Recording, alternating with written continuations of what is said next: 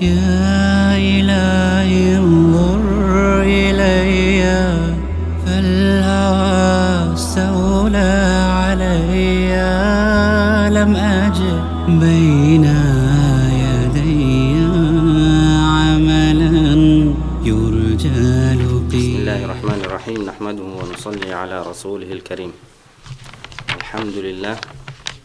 In the past lesson we talked about al-ma'ul qalilu wal-ma'ul kathir, and we said that the ma' which is little is anything that is less than 2 qullatain, and we said it is around in cubic measure.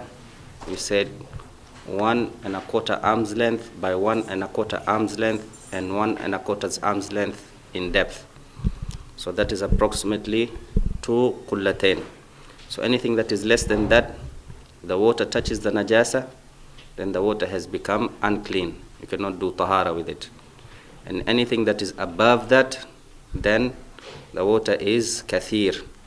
So it can only become mutanajjis if the water changes in color or taste or in smell. But if it's little, the najasa touching it, whether the water changes or not, then the water has become unclean. And then we talked about mujibat al-Ghusl, the causes of the greater impurity. And we said it is intercourse, and secondly, the coming out of the mani, and number 3, al-hayd, the monthly blood for the women, and an-nifas, the blood that comes after giving birth. And we said also al-wilada, to give birth is a cause of greater impurity. So if a woman gives birth, then it is a cause for her to make the ghusl of janaba before she enters any prayers like salah and reading the Quran and so on. And the last cause of greater impurity is death. The cause of mujibatul ghusl, the thing that, so when a person dies, it means that he needs to be given a bath, and that obligation falls upon the shoulders of every Muslim other than the dead person. So when somebody dies, he needs to be given a bath. Today we are going to talk about when somebody has janaba, or he needs this wash, then what he needs to do. So faslun Furudh al-Ghusl ithnan, the integral parts of wash is 2. And niyyah, he needs to make intention. And we talked before that niyyah is at the beginning of the act. So when the water touches the first part of his body, that's when he needs to make intention. And for this person, he makes intention the removal of al-hadathul akbar, or you can say nawaitu ghusl al-janaba, or nawaitu ghusl al-hayd or nifas, or nawaitu al-ghusl, and he implies that it is this kind of wash. For the person who's got hadath da'im, we talked about hadath da'im is the person when he has an illness, and every time maybe urine comes out of him. So when we talked about wudu, we talked about this person. But sometimes there's a person whose illness is all the time mani comes out. So every time he cannot stop, his mani comes out. He has an illness. Yes, he has salasil mani, not salasul bawl. So he is a hadath da'im as well. For that person, like the person who cannot keep his wudu, we say that he has to make intention of what? He cannot make intention of wudu because he can never have wudu. So that person makes intention of istibahatus salah, making intention so that salah can become permissible for him. For this person who has an illness of salasul mani, that mani is always coming out, he can also not make intention of ghuslul janaba, because the minute he makes the ghusl of janaba, if the mani comes out, he still has janaba, and so on and so on. So when is he going to be able to pray? So he is going to make tahara, that is going to make him able to pray. So he is going to make tahara of istibahatus salah again.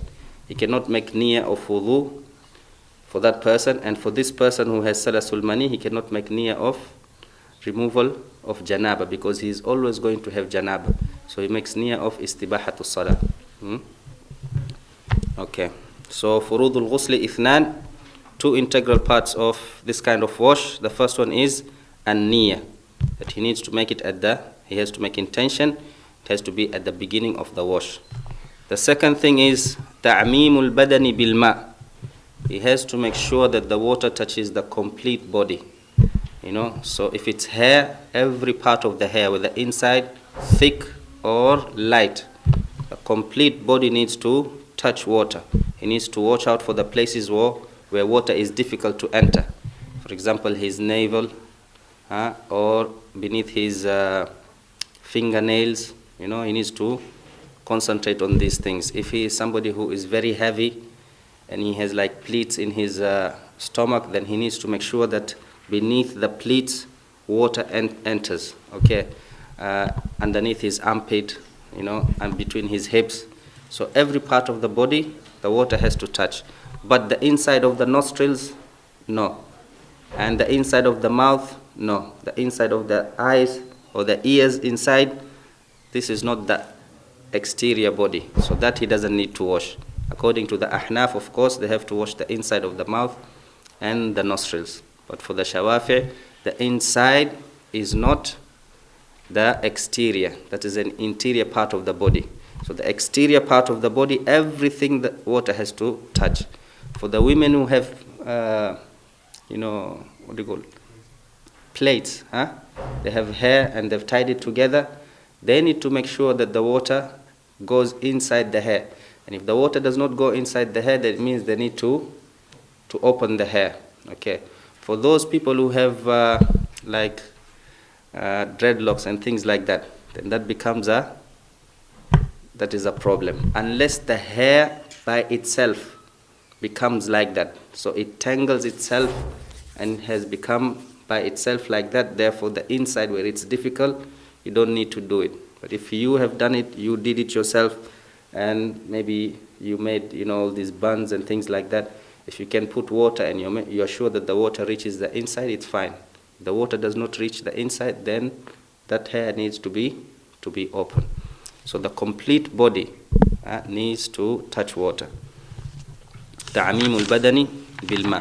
The sunnah way of making janaba, ghuslul janaba, is for a person, first of all, he says Bismillah, and then he washes his hands, and then he washes his private part.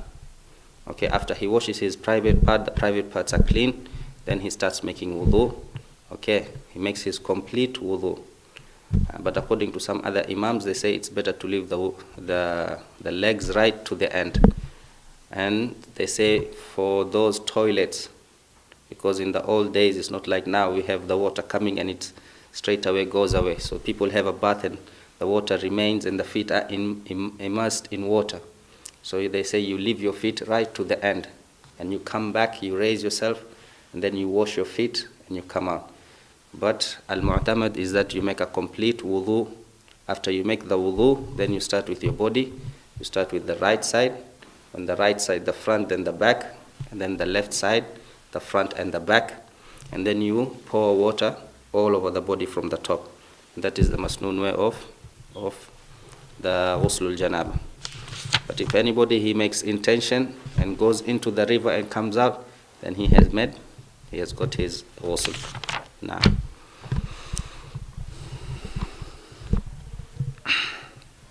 for somebody who has janaba, it is makruh for him to eat food until he makes wudu, or to drink, or to sleep, until he makes wudu. If he had intercourse and he wants to have another, again, so it is also masnoon for him to at least either go make wudu or at least to wash himself. But it is makruh for him to eat, drink, sleep before at least making wudu. He makes wudu. After he has the janaba, he makes wudu. Then he can do these things until he makes his ghuslul janaba. But it is makruh for him to do these things. Now, faslun. Shurutul wudu'i 10. The conditions for wudu are 10. So when somebody is making wudu, he needs to watch out for 10 things. Or 10 conditions has to be there before that wudu is acceptable. The first one is al-Islam, he has to be Muslim. Because in all ibadat, for a person, that ibadah to be accepted by Allah subhanahu wa ta'ala, he has to be Muslim. Okay. So when he makes intention, he has to be Muslim. Okay. When he does salah, he has to be Muslim. So when he wants to make wudu or the ghusl of janaba, he has to be Muslim. Because the niyyah, we said shart of niyyah, that he is Muslim. And if somebody is not Muslim, then ibadah is not acceptable. Unless it is somebody who is married to a Christian or a Jew. When a man is married to a Christian or a Jew, then it is haram for him to make jima', intercourse with his wife when she has completed her hayd or nifas. You know this. Yes, it is haram for any man to make intercourse with his wife after the women has finished their hayd or nifas until they have their bath. So for this man, it's the same thing. So for him to make it permissible, that woman who is Christian or Jew, she needs to take a bath. And that bath is acceptable. Any other ibadat is not acceptable from a kafir, but this kind of ibadah for that woman who is married to a Muslim, Christian or Jew, and then she has her hayd or she has her nifas. Okay, she comes out of that, she needs to take a bath, ghuslul janaba, even though her niyyah is not acceptable and so on. But she needs to make that bath for her to become again halal for the husband. Okay, so shurutul wudu'i ashara, the first one is al-Islam, but for this woman, it is jaiz for her. We said the second one is at-tamyiz, age of discretion.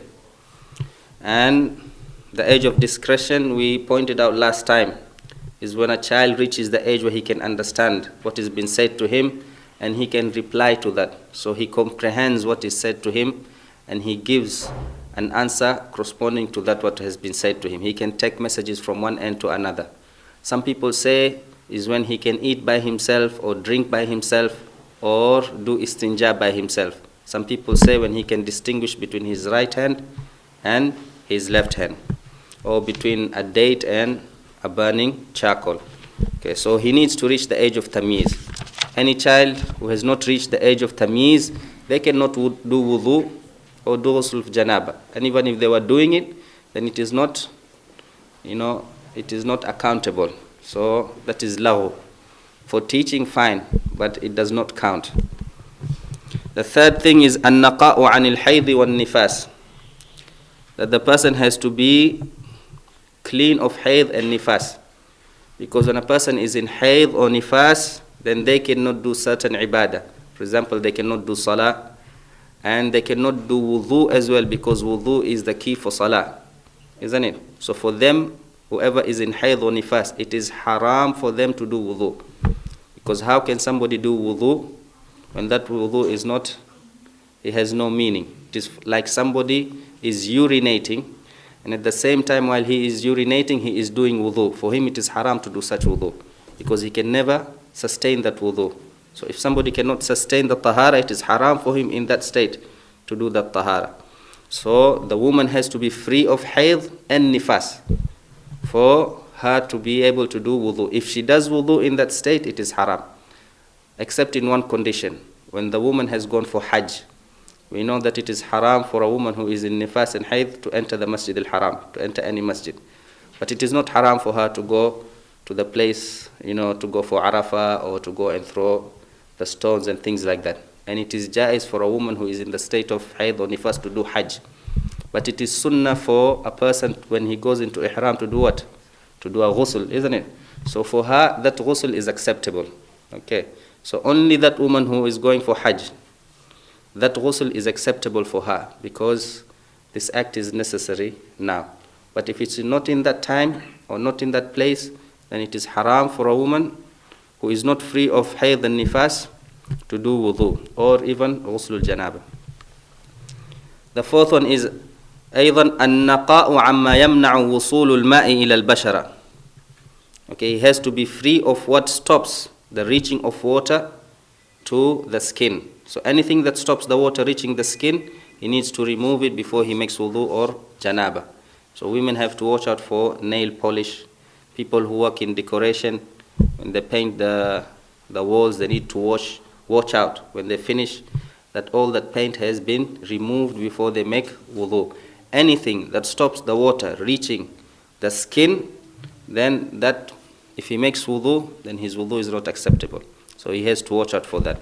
So he has to be free. النقاء عما يمنع وصول الماء إلى البشرة. He has to be free of anything that stops the water reaching the skin. Now, الخامس أن لا يكون على العضو ما يغير الماء, that there should not be on his body part anything that changes the water. Okay, we mentioned that before as well. So if there is anything on the body that if he was to make wudu, that thing is going to change the water. He has a lot of paint on his body. So when he puts the water becomes diluted with the paint, and later on what? He's not making wudu with water. He's making wudu with paint. Okay? So anything that is going to change the water. If it's a slight change, for example, somebody has a little bit of za'afaran. If he was to pour water, there's going to be a slight change in color. But when somebody looks at it, he still calls this water. He does not call it the water of za'afaran. If it does not take away the name of water from after the mixture, then that water is fine. If it takes away the name of water, now you call it, orange juice. You call it lime juice, yes, lemonade, or you call it now the za'afaran water. So that thing means it has stopped you from making tahara, because the water now is not clean water anymore. So أَلَّا يَكُونَ عَلَى الْعُضْوِ مَا يُغَيِّرُ الْمَاءِ, there should not be on the body part anything that changes the water, meaning changes it to such an extent it's not called water anymore. السادس العلم بفرضيته, to have knowledge that wudu is fard. Okay, if somebody does not believe that wudu is fard, then when he is making the wudu, that wudu is not acceptable as well. He has to have knowledge that this wudu is fard, or this ghusl al-janaba is fard. السابع أن لا يعتقد فرضا من فروضه سنة, that he should not believe that one of the integral parts of wudu is sunnah. So we know that there is 6 integral parts of wudu. For example, washing the face is fard, but he believes that washing the face is sunnah. So when he does his wudu, that wudu is not acceptable. Okay, so he should not believe that any of the furudh of wudu is sunnah.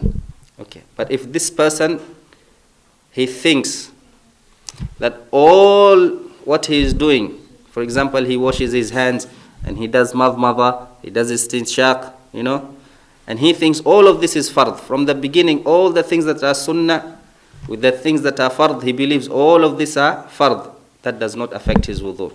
Okay, or he believes, he doesn't know, he knows that in this wudu, some of it is fard and some of it is sunnah. But which is fard and which is sunnah, he does not know. Then it's fine. The only problem is when he says this is sunnah, and in actual fact it is not sunnah, it is fard, then it affects his wudu.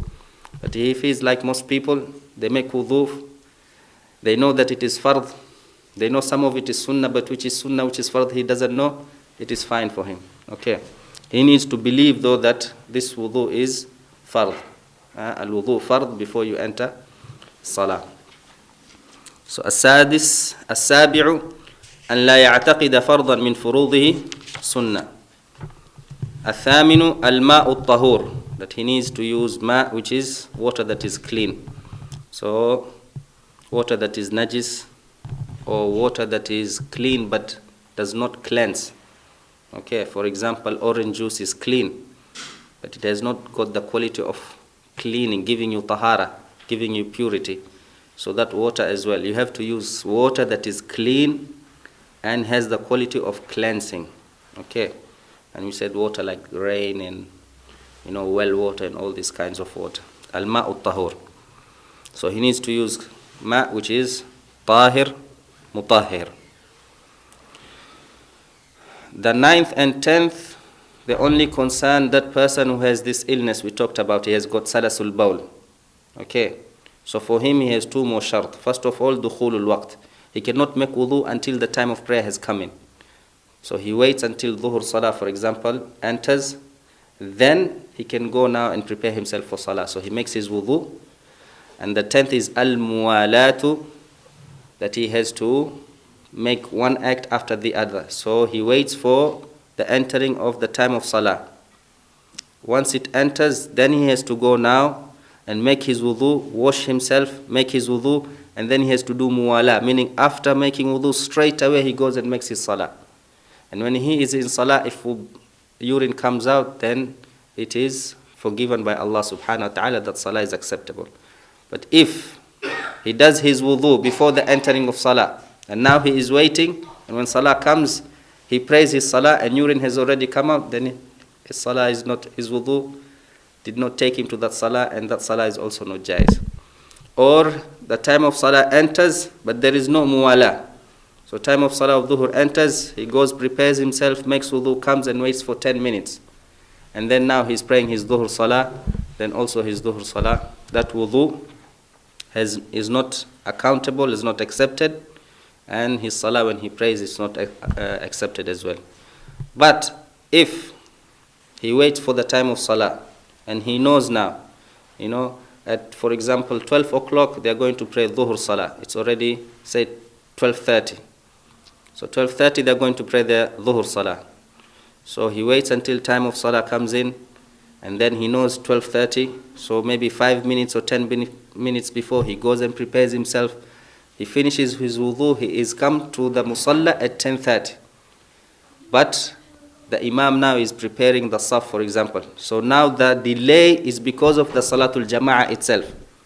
Then that is fine, because he cannot do without that delay. So he comes to the musalla 12:30, and the imam is now preparing the saf. You come here, you get closer, the saf is crooked, make it straight, and so on. You should pray here, bring the alim next to me and take the children behind, and it took 5 minutes, for example. Then that delay is fine. Okay, he did his muwala between the wudu and the salah. But the delay that happens because of the jama'ah itself, then that is fine. Okay, understood, huh? Okay. So 10 shara'it lil wudu. The first of all, for when making tahara, whether it's wudu or ghuslul janaba, he has to be Muslim. He has to reach the age of discretion. They have to be free from hayd and nifas. Also, they have to be free from anything that is going to change the water. They have to be free from anything that stops the water reaching the skin. Okay. And they have to believe that this is fard, the wudu or ghuslul janaba, and that they should not believe any of the integral parts of wudu that they are sunnah. Okay. And the water that he uses has to be tahir. And for that person who is salasul bawl or salasul mani, then he has to wait until the time of salah, and then he makes his wudu, and therefore he has to do muwala after wudu, between wudu and salah. طيب. فصل نواقض الوضوء أربعة. The things that makes the wudu, nullifies the wudu, are 4 things. So the causes of the lesser impurity are 4. الأول الخارج من أحد السبيلين من قبل أو دبر ريح أو غيره إلا المنية. The coming out, the exiting from the 2 parts, the 2 private parts, whether it's from the front or the back. He says ريح أو غيره, whether it's wind or anything other than wind. And here, whether it is the things that usually come out or things that not usually comes out. So if an insect comes out, that also breaks wudu. Because al-khariju, yes, anything that exits the body from those 2 parts. So whether it's wind, whether it is, even if wind comes out from the front. Okay, usually wind doesn't come out from the front, but if wind comes out from the front path, because it is something that exits, then it breaks wudu. If dood comes out, an insect, okay, it breaks its wudu. Those people who are in the hospital, sometimes they have to put something in, isn't it? When it's been put in, it doesn't break wudu, because that's going in. But when it comes out, it breaks wudu, because anything that comes out breaks wudu. Okay. He says, illa al-mani, except mani. When mani comes out, it does not break wudu. And this is because of a qaida that we have. It says, ma awjaba a'zama al-amrayni bi khususihi la yujibu adwanahuma bi umumihi. Yes, and we have many examples in Sharia like that. So when mani comes out, what is wajib on him? Ghusl al-janaba. Ghusl al-janaba is greater than wudu. Wudu is wajib on him because something came out. Bi'umumihi. Anything that comes out from these two parts, he needs to make wudu. Okay. But when mani comes out, بِخُصُوصِهِ, when mani comes out, he needs to make ghusl janaba. So ghusl janaba is greater than wudu. So when ghusl janaba has become wajib, the lesser thing is not wajib. Another example I give you. Somebody, wal-'iyadhu billah, he does zina. So the committing of zina means there's a had. The had is what? He has to be lashed, isn't it? Okay. So zina equals lashing. But if somebody is married now, so the one who is married, what is the had on him? He has to be stoned to death. So this is greater. So when that happens, it means there's no lashes. So whenever the greater thing becomes wajib, the lesser thing is not wajib anymore. So when mani comes out, it does not break wudu. But it means now he has it wajib on him to do ghusl. Okay. Now, the only to picture this masala is very difficult. Because if he has a wet dream, it means he is sleeping, and sleeping breaks wudu. Okay. If he is having intercourse, it means he has touched a woman, and touching woman breaks wudu already. So the only way we can picture this masala is, for example, somebody, maybe he is sitting down in such a way that wudu does not break, and he is sleeping, and then he has a wet dream. Or maybe he saw something or whatever, Allahu A'lam, and mani comes out. Then in that sense, meaning he has his wudu, meaning his wudu is not broken, but he has janaba. Okay. So al-kharij min ahad as-sabilayn min qubulin aw duburin rihun aw ghayruhu illa al-mani. الثاني زوال العقل بنوم أو غيره, when he loses his intellect. بنوم, with sleep or anything else. So if he loses his mind, because his mind, when somebody has his mind, it means he knows now whether urine is coming out or whether air is coming out. He knows if he has touched somebody, so he can tell. But if somebody has lost his mind, so if he sleeps, then he has lost his mind. It means he can pass wind without knowing. And the Prophet ﷺ in a hadith, he said that the eyes are wika'u sahi. You know, the eyes, al-wika is, you know, when you have, in those days they used to drink from containers made of skin. On the top they used to have a rope that ties it. So he says the eyes is, you know, that rope for the place where wind comes out. So it means if you are awake, you know if wind came out or not, isn't it? But if you're asleep, it means what? Your rope has gone, isn't it? So al-'aynan wika'u sahi. So zawalul aqli, if somebody goes to sleep, or if somebody becomes insane, or if somebody becomes unconscious, or if somebody has an epileptic fit, anything that makes his mind go away even for seconds, it means his wudu is broken. So الثاني زوال العقل بنوم أو غيره إلا نوم قاعد ممكن مقعدته من الأرض, except the person who is sleeping and he has firmly put his behind on the ground. Okay, and he went to sleep. You know, that way, for example, I am sitting now at the moment. So if he is sitting in such a way that air, even if he goes to sleep and air wants to come out, the air will not be able to come out, because he has firmly put his, sitting, his behind on the ground. Okay, if somebody sleeps in this position, then his wudu is not broken. And in the hadith, we know that Imam Muslim rahimahullah ta'ala, he narrates that the Sahaba radiallahu ta'ala anhum, sometimes they used to wait for the Salatul Isha, and they used to wait for the Prophet to come out, and they used to doze off. And Ibn Hibban rahimahullah ta'ala, he narrates in another version that the heads, whether it's Ibn Hibban or somebody else, he narrates that the heads used to come and they used to dangle almost reaching the ground. Okay, so they used to be asleep. But when the Prophet came, what used to happen? They used to stand up and go and pray. So it means if he sits in such a way that air cannot come out, whether he's on the ground or if he is riding as well. The thing is that if the place where air comes out is touching the ground or touching the place he's sitting in such a way no air can come out, and he goes to sleep in that position, then if he wakes up he has wudu. But he has to watch out to know that he has not moved, because if he is sitting leaning here and then he woke up leaning on this side, it means there has been movement. So it means his wudu is broken. Okay, so he has to wake up in the same position he went to sleep.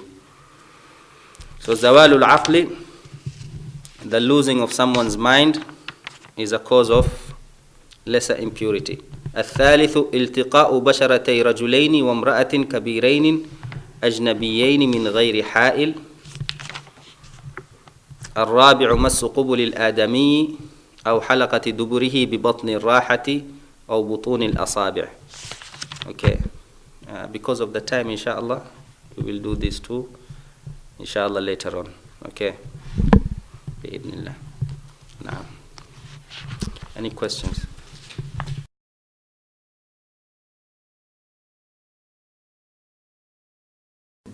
Anything that comes out, we said anything that comes out. Okay.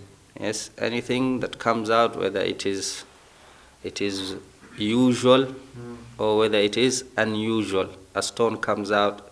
We said even if now she should be rushed to the hospital now. Anything that comes out. So even if air comes out from the urine pipe, that's unusual. But if it comes out, anything that comes out, we said only mani. Yes, when mani comes out, then it is not a cause of breaking wudu. Now, okay. We say we have another rule as well, is that if somebody, if the greater is achieved, then the lesser is within it. So for example, if somebody makes the ghusl of janaba, then ala al-mu'tamad is that he already has wudu, because wudu is a lesser purity, while ghusl al-janaba is a greater purity. So if somebody does ghusl al-janaba, then he already has wudu.